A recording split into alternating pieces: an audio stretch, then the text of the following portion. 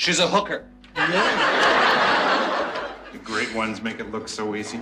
He caught me in bed with his wife. Did you ever wonder what quirky truths were hiding behind the bar at Cheers, the sitcom we all thought we knew? Cheers wasn't just television. It was the laughter, the friendships, and the familiar corner that became part of our daily lives. But what strange details were quietly shaping that world we loved so much? Cheers was almost canceled after season 1. Imagine that for a second. One of the most beloved sitcoms in American television history almost never made it past its first year. When it debuted in 1982, the show was ranked close to dead last in ratings, far behind other primetime juggernauts of the era. Networks considered pulling the plug before it could even find its footing. But something curious happened. The small audience that tuned in kept coming back, week after week. Word of mouth grew. Critics started praising the show's witty writing and sharp performances, and the cast slowly began to win hearts across the country. By the second season, Cheers had started to rise in the ratings, proving that patience could pay off. Looking back, it feels impossible to imagine television without the bar where everybody knows your name. Yet for a moment, all of that was hanging by a thread. It is one of those near misses in entertainment history that makes you wonder how many classics we never got the chance to see because they were cut off too soon. The bar was modeled on a real Boston pub. Producers wanted Cheers to feel authentic, like the kind of place you could walk into after work and immediately feel at home. They found their inspiration in the Bull and Finch pub, a small watering hole in Boston with low ceilings, warm lighting, and regulars who seemed to live on their stools. The resemblance was so uncanny that fans began flocking to the Bull and Finch just to see the place that birthed the world of Cheers. Over time, the pub itself transformed into a tourist hotspot, eventually renaming itself Cheers to fully embrace the connection. Tour buses made it a regular stop, and fans from across the globe snapped photos outside those unassuming doors. Inside, the real bar was much smaller than the set you saw on television, but it had the same cozy feel and neighborhood charm. The producers captured that perfectly, translating the real-life Boston spirit into something millions could enjoy on their screens. The magic of Cheers was that it never felt staged, and now you know why. It was grounded in the atmosphere of an actual bar. Woody Harrelson's character was written after the actor. When Nicholas Colasanto, who played Coach, passed away during the third season, the writers were left with a heartbreaking gap to fill. Enter a young, wide-eyed actor from Texas named Woody Harrelson. Originally, he was only brought in to audition, but the producers saw something unique. His easygoing smile, Midwest charm, and natural comedic timing made him impossible to ignore. So instead of trying to replicate Coach, they created a brand new character tailor-made for Harrelson.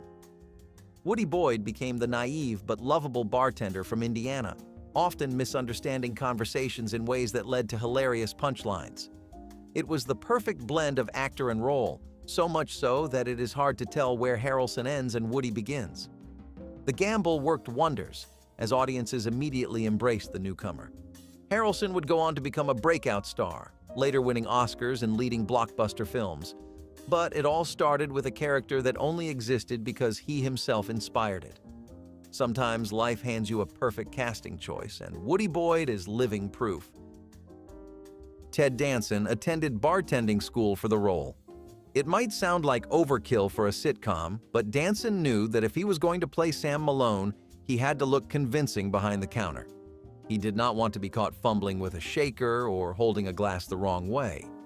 So he enrolled in a bartending class where he learned how to pour a pint with the right amount of foam, how to polish glasses until they gleamed, and how to keep moving like a real professional.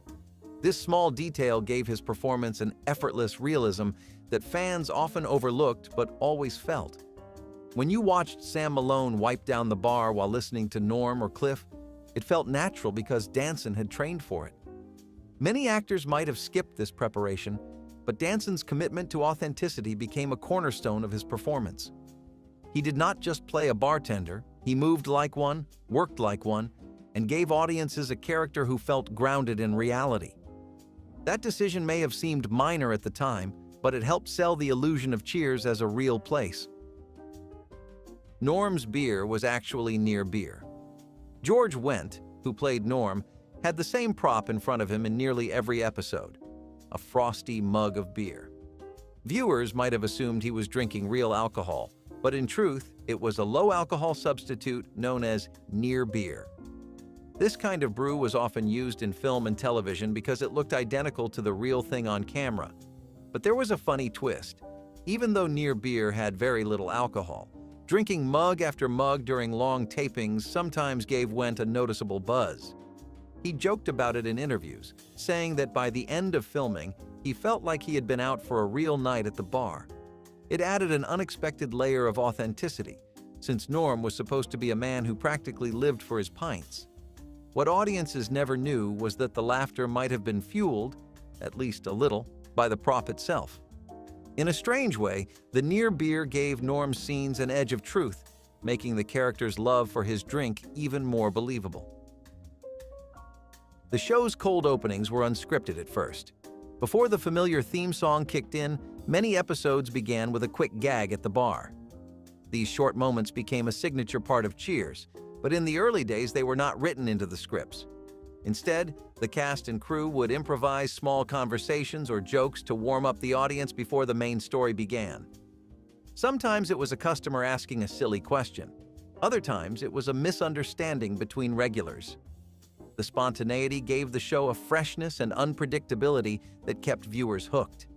Eventually, as the series matured, writers began to script these cold openings more deliberately.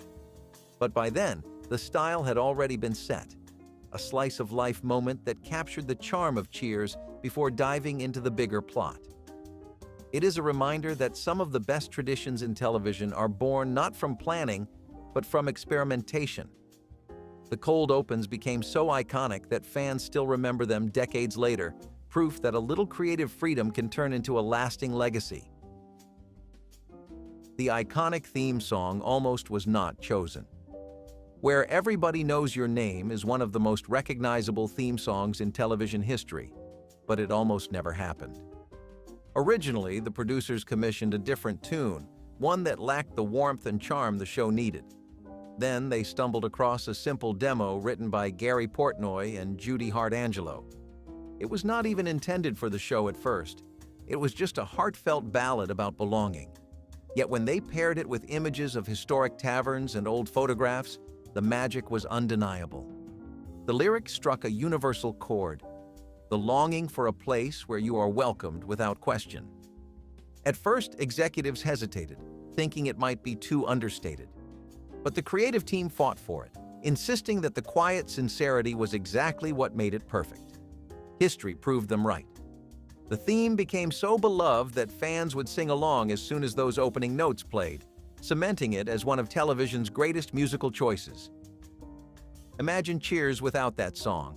It just does not work.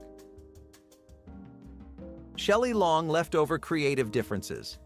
Diane Chambers was a central figure in the first 5 seasons of Cheers, and her romance with Sam Malone drove much of the drama and comedy. So when Shelley Long announced she was leaving, fans were shocked. Officially, the explanation given was that she wanted to pursue a film career. But behind the scenes, things were more complicated. Long reportedly clashed with writers and producers over the direction of her character, feeling that Diane deserved more depth and growth than the sitcom format allowed. There were also tensions with fellow cast members, fueled by different working styles and expectations. In the end, the split was inevitable. Diane's departure left a massive hole, but it also opened the door for new characters like Rebecca Howe, played by Kirstie Alley, to reshape the show.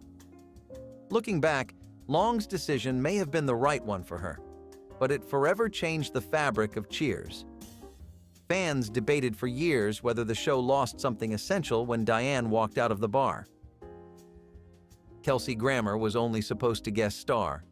When Frasier Crane first appeared in season 3, he was just another suitor for Diane, meant to stir up drama in her on-again, off-again relationship with Sam. The plan was simple: keep him around for a few episodes, then move on. But something unexpected happened. Kelsey Grammer's sharp wit, Impeccable timing and unique presence lit up the screen. The chemistry between Grammer and the rest of the cast was undeniable, turning what was supposed to be a temporary role into a permanent fixture.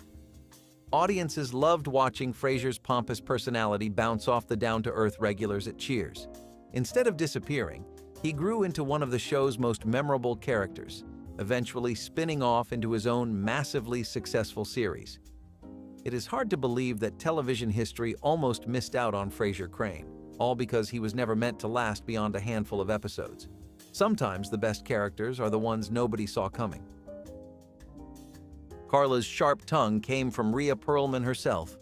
Carla Tortelli was the wisecracking waitress who never pulled a punch. Whether she was roasting customers or sparring with her co-workers, her barbed wit became one of the defining features of Cheers. But here's the secret.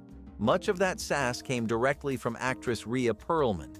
Off-camera, Perlman had the same quick humor and fearless honesty that made Carla unforgettable. The writers noticed this and began weaving Perlman's natural personality into the scripts. Soon, the line between actress and character blurred, and Carla became an exaggerated reflection of Perlman herself. It gave the role an authenticity that audiences could sense immediately.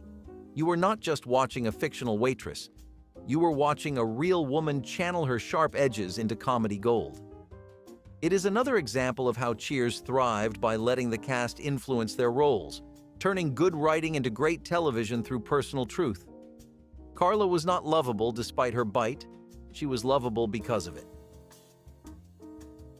Sam Malone was originally written as a football player. The creators of Cheers wanted the central character to be an ex-athlete who now owned a bar, a guy whose glory days were behind him, but who still had charm to spare. Their first idea was to make him a former football star, a rugged quarterback who had traded the field for bartending. But when Ted Danson was cast, the creative team saw that he carried himself differently. Danson had a smooth elegance and a lean frame, not the build of someone who had spent years being tackled on a football field. So they shifted Sam's backstory to baseball, imagining him as a relief pitcher for the Boston Red Sox. The choice could not have been better. Baseball fit Sam's easygoing vibe, and it tied the character directly into the culture of Boston, a city obsessed with the Red Sox. That small adjustment made Sam Malone feel authentic in a way that stuck for the entire run of the show. Instead of a bruised ex-football player, audiences got a charming ex-ball player who still acted like the game, and the fans never really let him go. John Ratzenberger invented Cliff Clavin. Originally, he came in to audition for the role of Norm, which eventually went to George Wendt. As the casting wrapped up, Ratzenberger asked the producers a bold question. Did they have a know-it-all character in the show?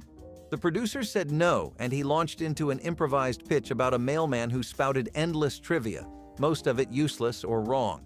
The team laughed, loved the idea, and practically on the spot created Cliff Clavin. Ratzenberger's gamble paid off because Cliff became one of the most memorable regulars on Cheers, a man full of strange facts and theories that made everyone roll their eyes while secretly enjoying the banter. It is rare that an actor literally invents their role, but Ratzenberger's sharp thinking carved out a space for him that nobody else could fill. Cliff's endless supply of trivia was not just a joke. It was a part of the heartbeat of the bar. Without him, the conversations at Cheers would have felt less colorful, less weird, and far less human. Kirstie Alley almost did not get the role of Rebecca. After Shelley Long's exit, the producers faced the daunting task of finding someone who could fill the void without simply copying Diane Chambers. They auditioned countless actresses, each with their own take on how to bring a new energy to the bar. When Kirstie Alley came in, she impressed with her wit, timing, and presence. But behind closed doors, there was hesitation. Some producers worried that Alley was too glamorous or that audiences would resist any replacement for Diane. Others wondered whether the dynamic between her and Ted Danson would feel believable. In the end, the gamble was taken, and Alley proved them all wrong. Rebecca Howe was not Diane. She was her own force with insecurities, ambition, and humor that grew season after season. Fans gradually warmed to her, and eventually she became an essential part of the show's legacy. What once seemed like a risk turned into one of the smartest casting choices Cheers ever made. Coach's lines were simplified due to the actor's illness.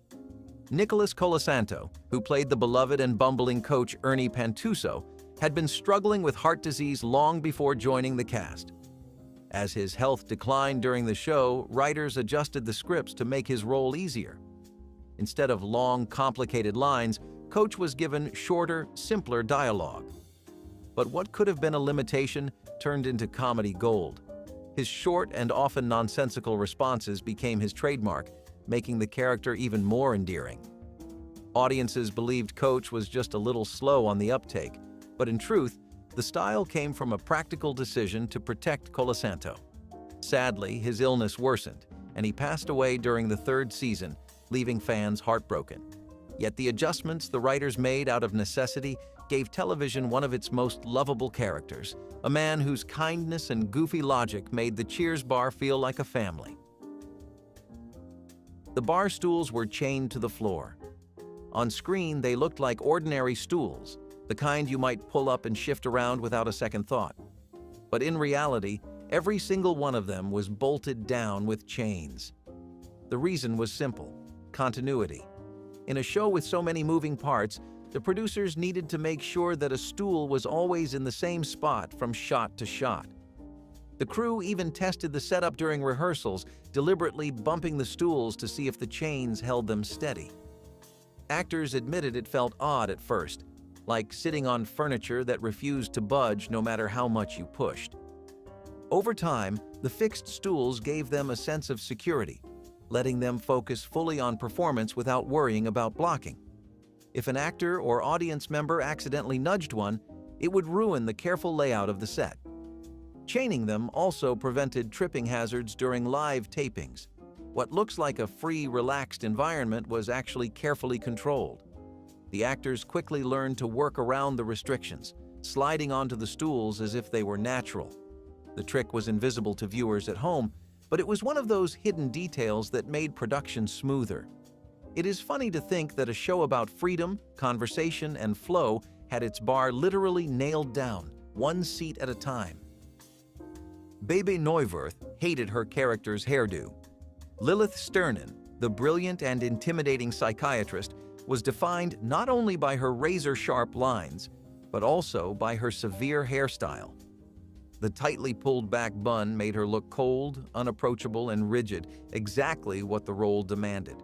But actress Bebe Neuwirth despised it. She felt it was unflattering and uncomfortable, a visual choice that made her dread time in the styling chair.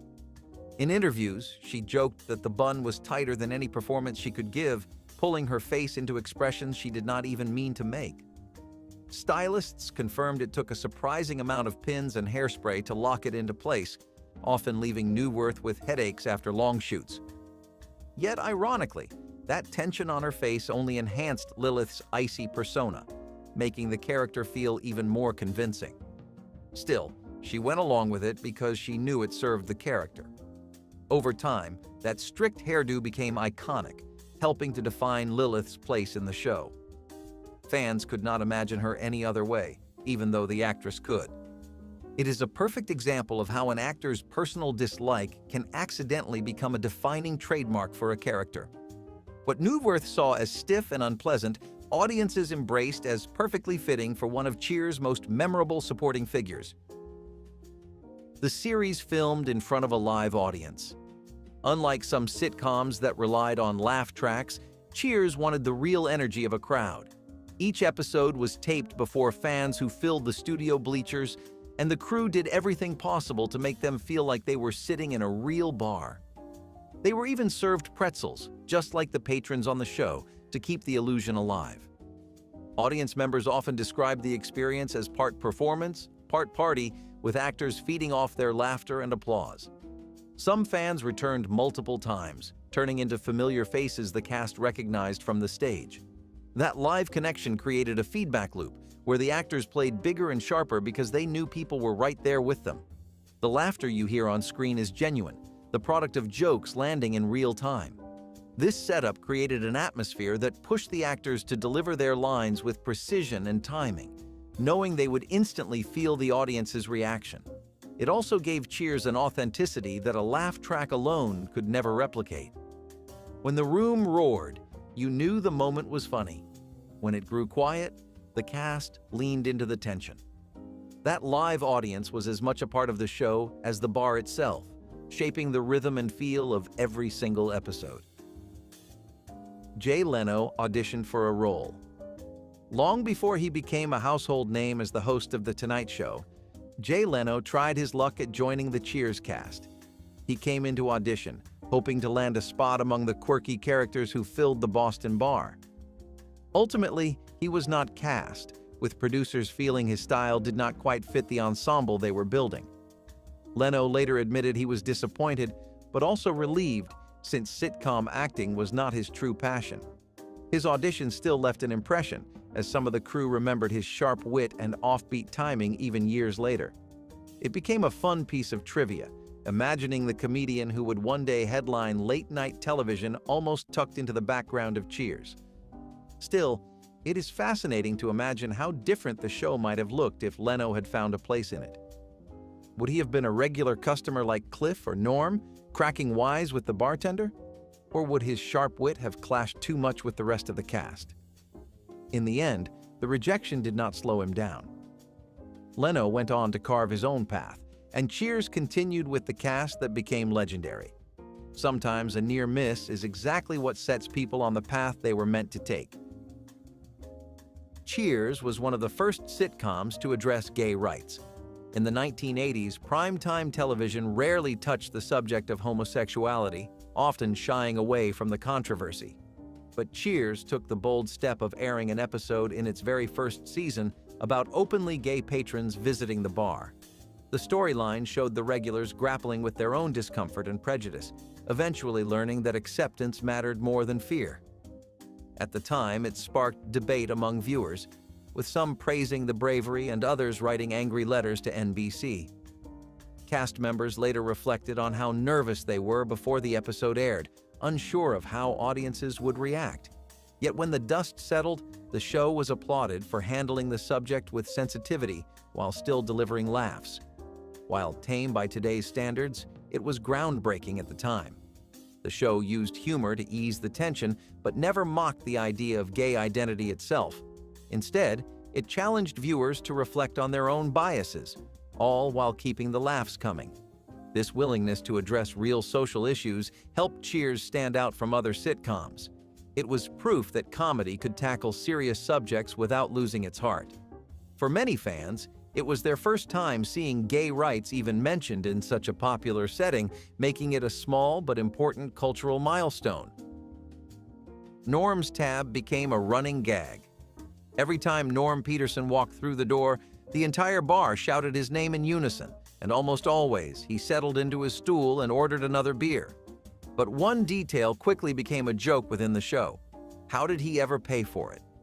Week after week, Norm kept drinking without anyone ever seeing money change hands. Writers leaned into the absurdity, tossing in lines about Norm's running tab that grew mythical over time. George Wendt, the actor, joked that if Norm ever had to settle up, it would probably bankrupt him. Fans loved speculating about the total, with some guessing it would have reached into the tens of thousands by the end of the series. Bartenders teased him about his mounting tab. Customers laughed at the idea of him drinking on credit, and yet the bill was never settled. It became one of those mysteries that fans loved, a running gag that reinforced Norm's role as the ultimate regular. The man was so much a part of the bar that paying seemed unnecessary, as if the beer simply existed for him. In reality, the writers used it as a light-hearted way to deepen his character and add a touch of absurdity. Norm was every barfly you have ever known, the guy who belongs so much to the place that the rules do not quite apply. The show inspired a short-lived spin-off attempt. With Cheers becoming one of the most successful sitcoms on television, the producers naturally wondered if lightning could strike twice. They decided to build a new series around Carla Tortelli's ex-husband Nick, a sleazy but comical character played by Dan Hedaya. The spin-off was called The Tortellis, and it followed Nick and his new wife Loretta as they tried to make a life together in Las Vegas. On paper, it had the same ingredients that made Cheers work: strong characters, sharp banter, and an eccentric setting. But in reality, the chemistry just was not there. Without the warm heart of the bar and the ensemble that made Boston feel alive, the new show felt hollow. Audiences who tuned in expecting the same magic quickly lost interest. The series premiered in 1987 but was pulled from the schedule after only 13 episodes. Looking back, The Tortellis is remembered as a footnote, a reminder that not every extension of a great series can stand on its own. Yet it also taught television an important lesson. Sometimes the magic of a show lies in the entire family of characters and the place they inhabit, not just one or two standouts. The Tortellis disappeared almost as quickly as it arrived, but it left behind a fascinating chapter in the Cheers legacy, a spin-off that showed just how hard it is to recreate perfection once you already have it. Cheers won the Emmy for Best Comedy 3 times. For a series that almost got canceled after its first season, that turnaround is extraordinary. As the years went on, the critical recognition piled up. In total, Cheers was nominated for a staggering 117 Emmy Awards and took home 28 of them. But the prize that mattered most, the one that cemented its place in television history, was Outstanding Comedy Series. Cheers won it in 1983, then again in 1984, and once more in 1991, proving that it was not just a flash in the pan, but a show with staying power across an entire decade. What made the win so remarkable was the competition. The 1980s were packed with powerhouse sitcoms, and taking the top prize meant you were standing above the best of the best. Every time Cheers won, it reminded audiences and critics alike that the writing, acting, and ensemble magic were second to none. Those wins also boosted the confidence of the cast and crew, many of whom had fought hard to keep the show alive in its shaky early days. By the time the third Emmy for Best Comedy arrived, Cheers was no longer the underdog. It was the standard bearer for what a sitcom could achieve. The trophies now sit as proof that even the unlikeliest beginnings can grow into cultural dominance when talent and timing meet. The finale drew over 80 million viewers. On May 20th, 1993, audiences across the United States tuned in to say goodbye to the bar where everybody knew their name. The build-up to the finale was massive, with months of promotion and speculation about how the series would end. When the night arrived, NBC turned the broadcast into a national event, complete with cast interviews and retrospectives. The result was staggering. More than 80 million people watched the final episode, making it one of the highest-rated finales in American history, second only to cultural giants like MASH. The number is almost impossible to imagine today, in an era when audiences are fragmented across hundreds of channels and streaming services. The Cheers finale was a shared moment, one where families, friends, and entire neighborhoods sat together to see the last call. The episode itself struck the perfect balance of humor, nostalgia, and closure, leaving viewers satisfied while still a little heartbroken that it was over. In Boston, bars filled with fans to watch it live, cheering as if they were part of the on-screen crowd. When the credits rolled, television had lost one of its most enduring institutions, but the finale proved just how deeply it had touched the country.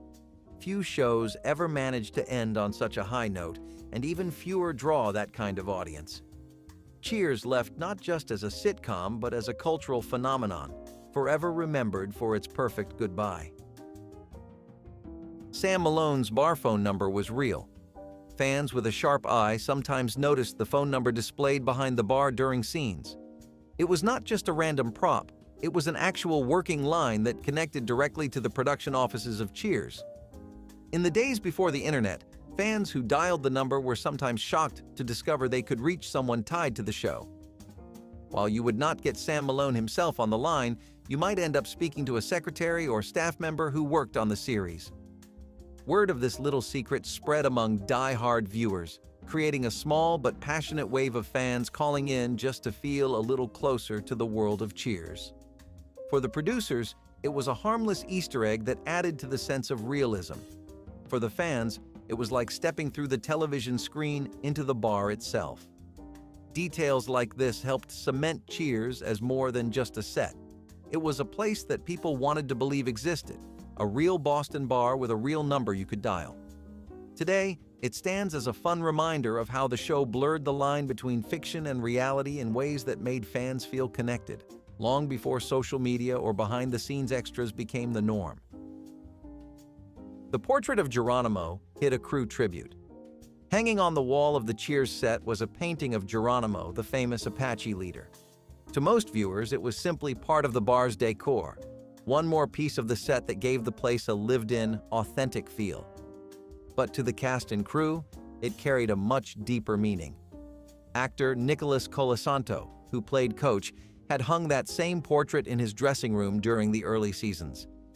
After his passing in 1985, the production team quietly moved the portrait into the bar set as a tribute to him. From that moment on, it remained a permanent fixture on the wall, a silent reminder of the man who had brought so much warmth to the show. Few viewers knew the story, but for the cast, it was a constant presence, a way of keeping their friend close even after his death. Whenever they glanced at the portrait during filming, they knew Coach was still there with them. The tribute became one of those small, unspoken traditions that gave the show its soul. While Cheers made millions laugh, it also carried its share of heartbreak and remembrance. The Geronimo painting is proof of how deeply the people behind the scenes cared for one another. It was more than set dressing. It was a piece of memory, loyalty, and love, framed forever in the place where everybody knows your name. So before you head out, tell us in the comments which weird fact surprised you most, then hit like and subscribe so you will always have a seat waiting for you here at the bar.